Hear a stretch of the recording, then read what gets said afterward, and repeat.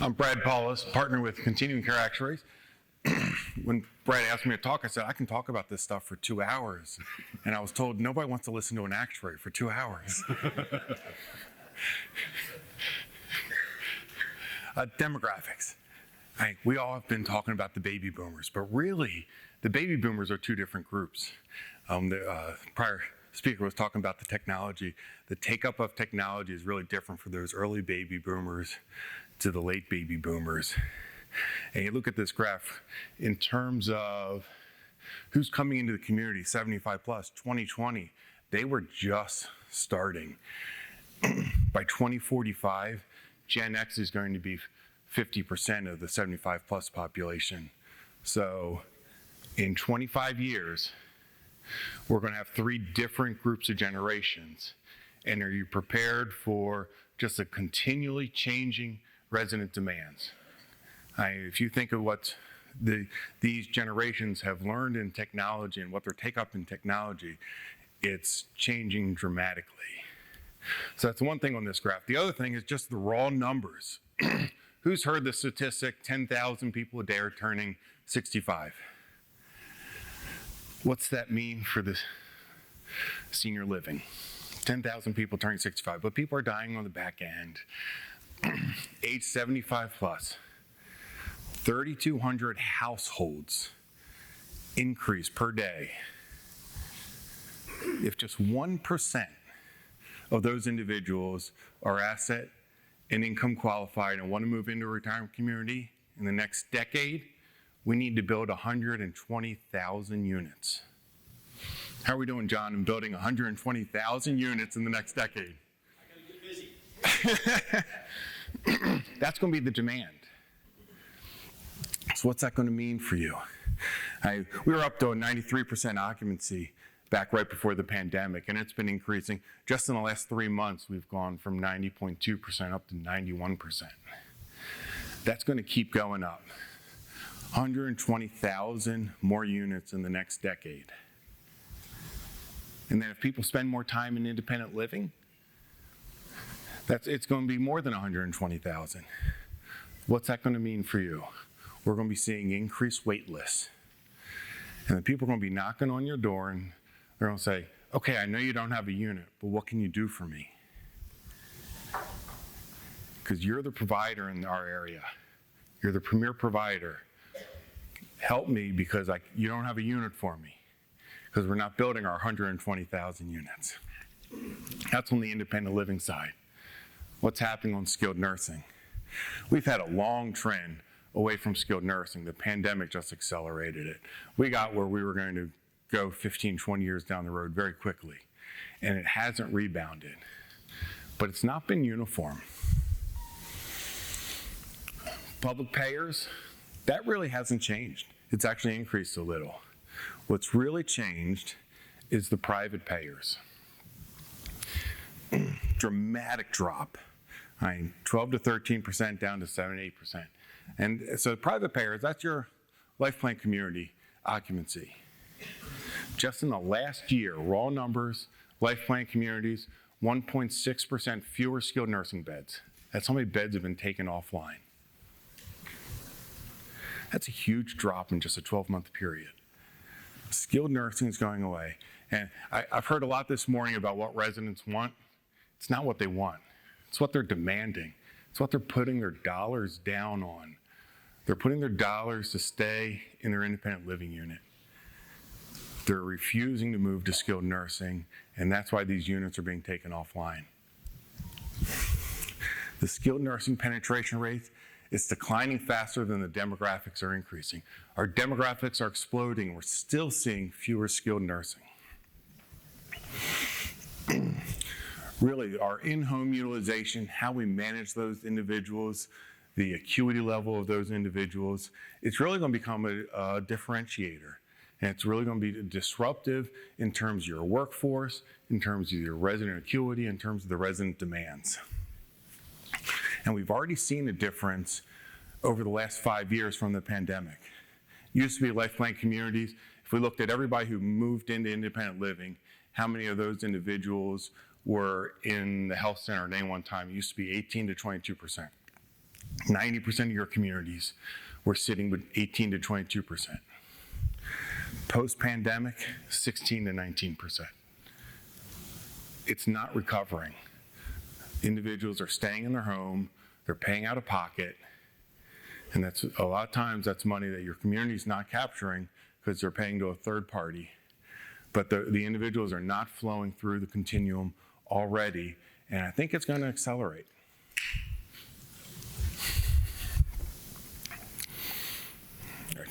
So what does that mean? And so we actually ran 3 different populations in our office. And we just looked at sort of a generic community. Female average age. We've already seen in independent living a change. The green line is pre-COVID rates. The orange line is post-COVID rates. We've already seen an increase in average age. People moving in hasn't changed. What's changed is the top end. So it takes a lot to sort of bring up that average age. And that's what we're seeing as we increase home health care, we're increasing the average age, we're increasing the acuity level. If you get to sort of maximum home health care, doing most care in the unit, really, the only thing that can't be done in the unit is sort of some high-level skilled and dementia care, but a lot can be done in the unit. If we get there, you're going to see an increase of a whole year in terms of the average age in your unit. That's a significant change in the acuity level in your population. Are you ready from an operations standpoint to manage those individuals? Are you ready from a marketing standpoint to market units where the unit next to the person is someone aging in place? On the density ratios, you're going to be seeing a big drop. You're going to have a lot more singles in your community, and that affects second person monthly fees. It affects sort of the activities in terms of the singles. So you are going to see a lot more singles. Big difference here. It's what the CFOs always want to talk about. Drop in the entrance fees. If we have maximum, we've already seen a drop in the entrance fees, again, pre-pandemic versus post-pandemic. That could significantly drop even further. You can see a 15% drop in your turnover entrance fees. But there's revenue on the other side. There's a real estate play on the other side. If not as many people are going over to the health center, and we need smaller health centers, you're freeing up real estate. And so how are we going to make that a revenue producing area to replace these 15% of entrance fees that we're not going to see? Because we are seeing a significant drop in the health center occupancy. And that gap between the green line and the red line, that's your opportunity. And that's the revenue that you need to replace that 15% of turnover entrance fees. So, I do just want to go back for a second just to look at 2 of the slides, because as Brad had indicated, as we look at, and there's 2 factors. One, you can see just the change in turnover entrance fees, and this is being experienced in communities today, that as more individuals are staying in their independent living apartments longer, that the number of apartments that are turning over, and therefore the net entrance fees, are lower. And so organizations are saying, how do we become less reliant on turnover entrance fees? And then as we look at the health center occupancy, that's probably one of the more dramatic components to look at and say, just the 3% drop in decline that we've seen today in health center, and we'll talk a little bit about this in the next session. If you think that a typical independent living community has 200 to 250 residents, that is a decline just in the last 5 years in average occupancy in healthcare of 7.5 to 10 average daily census in the healthcare. And so that's where, as you're seeing, that there is a lot of focus. And so, what are organizations considering to do to address what some of the business implications are? And a lot of it is looking at reimagining the continuum of care. So as you look at and say, we're experiencing slower turnover in the independent living apartments, there's coupled with that lower internal demand for the skilled nursing, and we have higher independent living acuity. How do we look at either adjusting our business model and the mix that we have of healthcare to residential units? How do we look at offsetting some of the lost revenue that we have from a lower average daily census in the healthcare? And are there opportunities that we can address from, as we experience slower turnover in independent living, increasing wait lists, and perhaps individuals that are looking to still move into the communities? What opportunities are out there to be able to capture some of that revenue from individuals that are looking to move in? And so what we're seeing that's happening is that there are a number of different options to help enhance the existing life plan community business model, from the pure aging in place, where you're looking at residents that are living in a campus-based setting, to looking at perhaps adopting a continuing care at home program that can help supplement what some of that utilization and the lower occupancy is in the healthcare, to what we would consider to be as some of these early access types of programs. And the early access, you'll often hear that sometimes referred to as well as the aging in place, but there's different components of what the early access often and look at including. And so we'll talk in a little bit about what some of those differentials are. So, from the pure aging in place. So as we've talked about, as individuals are looking to perhaps bring care into their independent living apartment, or as you're looking at saying, how do we potentially address that consumer that wants choice, that while we still may have a campus-based assisted living, memory care, and nursing, one of the ways that we're seeing that providers are addressing from a revenue perspective is modifying their residency agreements to actually include service hours or in-home care. Now, you'll hear Melissa Heiss and Justin Spooner talk a little bit about how do we incorporate the home and community-based services into that?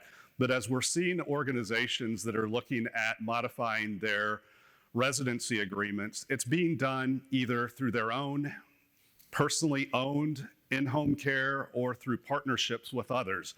And one of the biggest ways to have to figure that out is to say, we're including a healthcare benefit. So if it's a fixed dollar value, say $2,000 off per month, off of future health care that normally you'd get in your assisted living, your memory care, your nursing, or whether it's a 10% discount, how is it that we capture that revenue from those individuals if we're now allowing them to get care in their apartments? And one of the primary ways that we're seeing this being done is to restrict the healthcare benefit, and that can be done from contractual standpoint, to that you only get that $2,000 per month or 10% discount if you use the in-home personal care or home health or other care partner that is affiliated with the sponsoring organization. And that could be either the joint venture or a third party where you have some revenue sharing arrangement, or your own organization.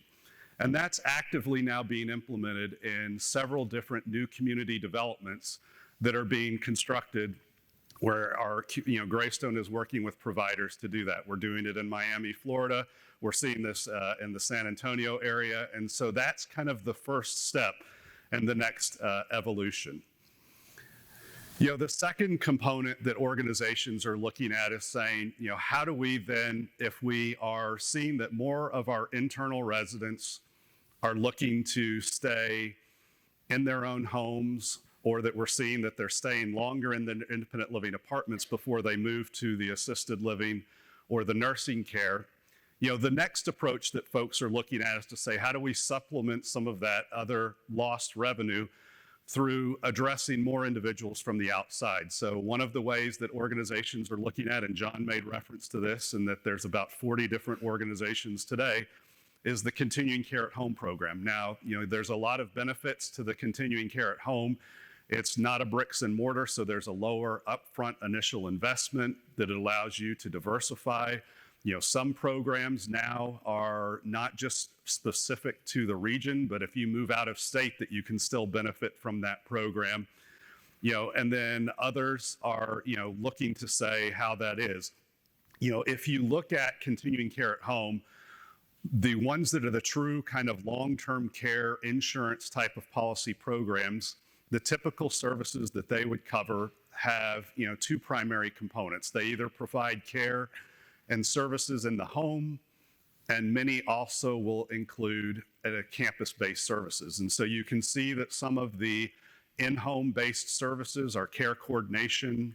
They'll do an annual health assessment. They'll check your home to see, is it any need for any updates for safety or other types of components? You have a 24-hour hotline if you have questions about, I'm now having to go to the hospital. How do I access services? They'll help coordinate and bring in home health, personal care, homemaker, companion services, or provide transportation. On the campus-based setting, many programs will also cover assisted living, memory support, or nursing care, outside of the Medicare covered stays. For most of the continuing care at home providers for the campus-based services, the desire is that that'll be covered in their campus-based setting. And one of the questions is always, what does it cost to cover for these? And so, as you look at, and this is representative of one organization that has a program, you'll see that the, continuing care at home pricing structure is, much like the communities that we have today, that there's choice in the types of level of coverage that you can have. So you can look at and say, we're going to have a declining balance, so essentially a traditionally amortizing membership fee. There can be a high refundable, 90% refundable fee. We can have different levels of coverage. One will cover 100% of the daily cost. Some might cover 50% of the daily cost. And others will say, you know what, we're not going to cover campus-based moving into an assisted living. We're just going to cover costs in the home. So as John mentioned, they often are set for age-related pricing. So under the declining balance, you'll see on each of them, I have a column that says, what's the cost if you're 65 at the age of sign up? What's the cost at 75?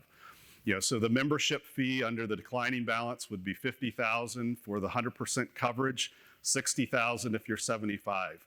They have a monthly fee. Typically, in this instance, it's about $525. And much like long-term care insurance policy, they're going to have a cap on what the lifetime maximum benefit may be. So you can see, what some of those costs are. So if you look at, what does that mean in terms of the daily coverage that you've got, if you're at $100 of daily care under the 100%, it covers $100. At the 50% coverage, it only covers $50. And then at some point, you're going to max out with a $400 daily cap.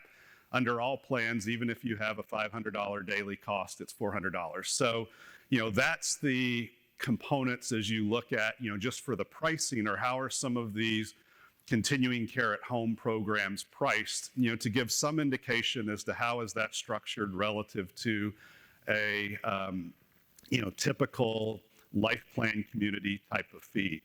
Now, as you look at, some of that from an actuarial perspective, there are some key considerations that, folks have to look at on what makes a successful continuing care at home program. I'll let Brad briefly talk about those. So if you're thinking about continuing care at home, the marketing's different. One of the most important hires is that care manager. They're involved in the marketing side. They're really what's the difference between long-term care insurance and these at-home programs is that care management. It's what you're selling. If you've ever tried to do care management for a loved one, it's really hard. If you're on your own, and that's what you're selling is that care management. And you've got to do the medical underwriting. It's just like a life care community. And you've got to do the medical underwriting. You've got to do it well. So Brad was talking about sort of three different aspects of managing the in-home care. And I said before, the residents are demanding this. You need to be thinking of doing something.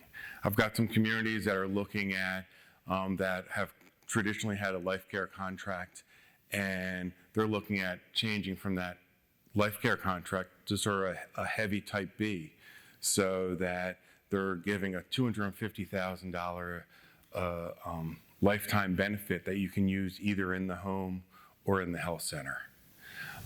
Or some communities, John had mentioned, that have an at-home program that are switching over to a Type C contract. All their contracts are Type C. If you want health care, you do it through the Life Care at Home plan.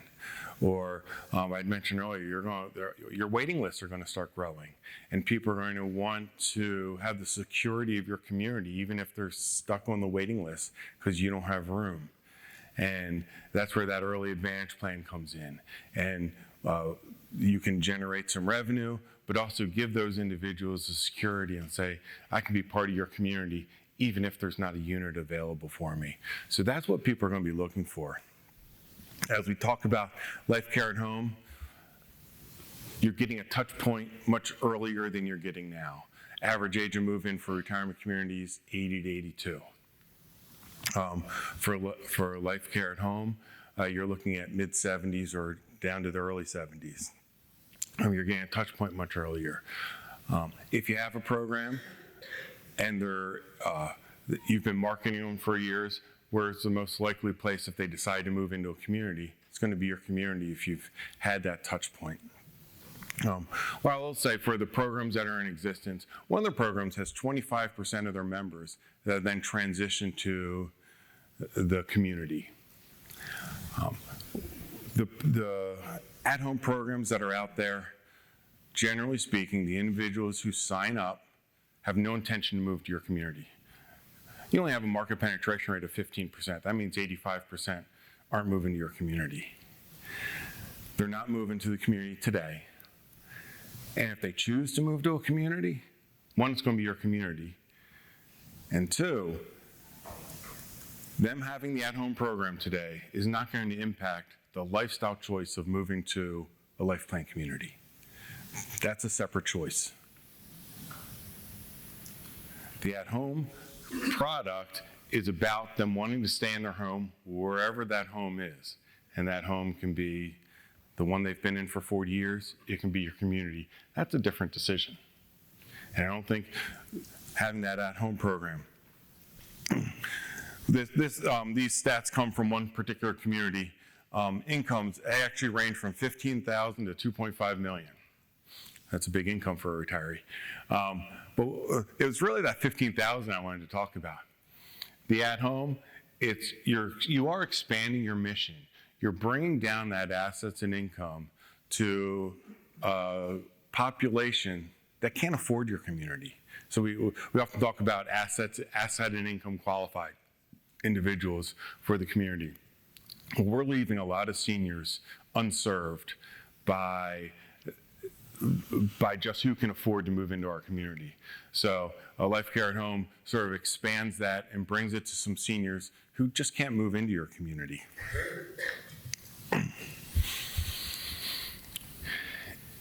Regardless of what you do with sort of managing this in-home care, we're talking about generating revenue. With the Life Care at Home programs, Brad just covered what some of the fees were. You have that membership fee up front. You're setting aside that money to provide care later on. Think of your CCRC financial statements. Where's the healthcare liability? It actually doesn't sit on your balance sheet anywhere, what you owe in terms of your healthcare obligation. Same thing with these at-home programs. They generate cash. You have to set the cash aside for future care. But from a GAAP perspective, there's no debt. There's no liability on the financial statements. Increases your days cash on hand, increases your cushion ratio. All the liquidity ratios improve. So the at-home programs, at-home, early access, is generating cash and helping support your debt ratios as you go out to expand your community. Because you all need to be expanding your communities. We have 120,000 units we need to build. So as we look at satellite campuses that may not have health care, as we look at expanding your community, getting involved in terms of early access programs, managing your wait list, and at-home programs can help support that debt. So, I talked a little bit about the continued care at home, but probably what we're seeing more prevalent that organizations are starting to step into without having to go down the full extent of managing the continued care at home are really what I would characterize as early access programs. And there's a couple of ways that you can deal with this, but Some of these we already do today. One of them is the guaranteed occupancy or the Life Care Now. For any of the communities that are in pre-sales where we take a 10% deposit 2 years in advance, we tell individuals that we will provide you the health care benefit regardless if you have change in your assets as long as you pay the entrance fee. So, the Life Care Now or guaranteed occupancy, some organizations are doing just that, as they have filled their communities, as they're looking at, placing and building a wait list. It's not just $1,000. It's taking a 10% deposit and saying, we're going to go ahead and financially qualify you, health qualify you. We'll guarantee you that you have access to that when your apartment may become available that you're on the wait list for, as long as you go ahead and pay the then current entrance fee at the time that you go ahead and move in. And so, the Life Care Now is one way that's kind of that enhanced wait list that we're seeing. The second piece that we're continuing to see, and this is one of the providers and is those that operate communities, their best residents are those that are the unoccupied revenue producing units. So, individuals that say, I'm not ready yet to move in, but I want the health care. Individuals are paying for some of the smaller, hard to sell studio and other apartments, paying the monthly service fee. They've paid the full entrance fee. And then either, their intent is to, when I move up to the apartment or cottage or home that I want, oftentimes the, unoccupied revenue producing unit is a chance to get higher up on the list and priority for when that apartment becomes available. But others are just doing it as an insurance policy that says, I know that, I want to be at, Nirvana Village when I move in and when I need health care. So I'm just going to go ahead and pay the monthly service fee. The last that we're starting to see are the early access, or you might hear them as the early acceptance or the early advantage programs. And this is, again, another way to look at how do you start to monetize, some of the wait lists, getting individuals involved in the community, utilizing some of the dining, the lifestyle, the life engagement, the other types of programs, bringing in some revenue, while they're out there not yet ready to move into the community. And so you'll see that, most of these early acceptance or early advantage programs charge a entrance fee for the individuals. In one instance, it's a $15,000, declining balance entrance fee, $30,000 for a couple, that there is a monthly membership fee, $600 for a single, $1,200 for a couple. You can see the included benefits that include, if you need health care, that you get priority access to the health care. And oftentimes you may get some level of discount, but not to the same extent as if you move into the community and pay the traditional entrance fee with the Life Care rate. There's some level of respite care. You'll see in this instance, 5 days in a year, 10 lifetime. You get the access to care coordination. We'll provide some transportation twice a month. You get access to the on-campus dining, but you have to pay for that.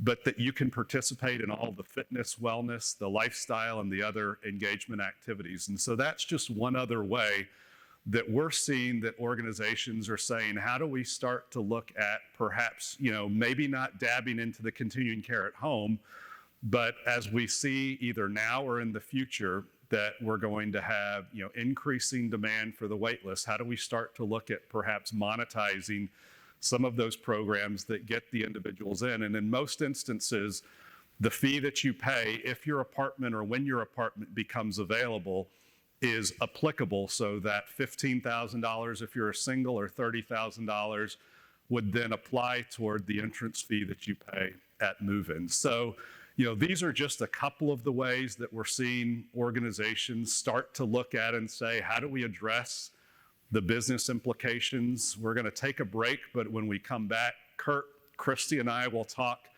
a little bit more specifically about what's happening, in practicality for either existing campus repositionings, expansions, or new campus developments, on how organizations are actually starting to incorporate some of the implications today and what we see in the future into the building designs and the business model designs. So With that, we'll take a break.